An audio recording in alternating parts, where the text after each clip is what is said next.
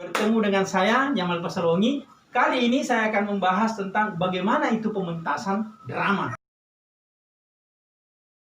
Pementasan drama itu adalah hasil dari naskah yang sudah kita tulis, itu kemudian dipentaskan di atas pentas. Maka itu disebut dengan pementasan drama. Ada dua hal yang harus kita perhatikan di dalam pementasan drama.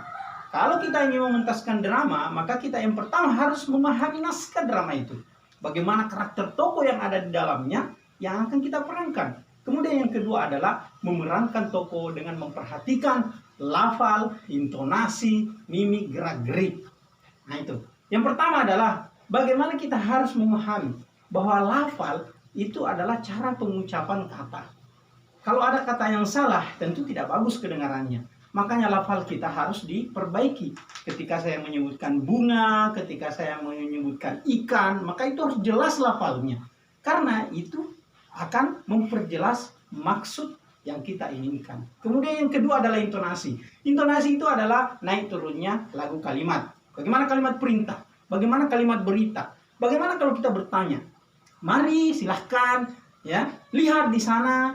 Atau bagaimana keadaan Bapak Ibu, itu adalah kalimat-kalimat yang mengandung intonasi. Bagaimana kalimat itu jelas dalam kalimat tanya, kalimat perintah, atau kalimat berita. Kemudian selanjutnya adalah nada.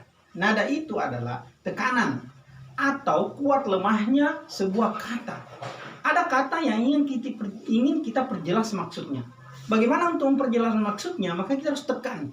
Contoh misalnya, saya mengatakan, saya tidak senang dengan masalah ini. Kata tidak senang itu kemudian saya perjelas. Nah itulah tekan kata. Misalnya saya tidak setuju.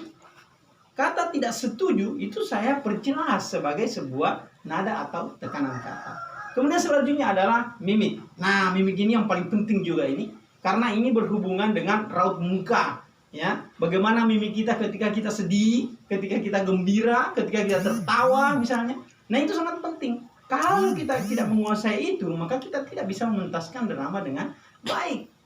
Kemudian yang terakhir adalah gerak-gerik. Gerak-gerik ini berhubungan dengan gerakan anggota badan. Gerak laku kita. Ketika kita melakukan sesuatu, maka anggota badan kita juga harus bergerak. Contohnya kita menunjuk.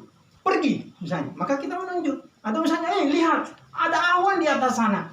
Nah, atau misalnya kemudian kita mengatakan, bagaimana kabarnya Pak? Kita membungkuk. Maka itu adalah gerak-gerik.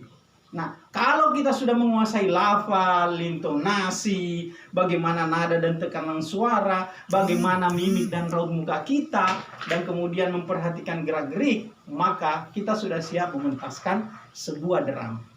Nah, ayo kita pentaskan drama dari naskah yang sudah kita tulis. Saya kira itulah penjelasannya. Assalamualaikum warahmatullahi wabarakatuh.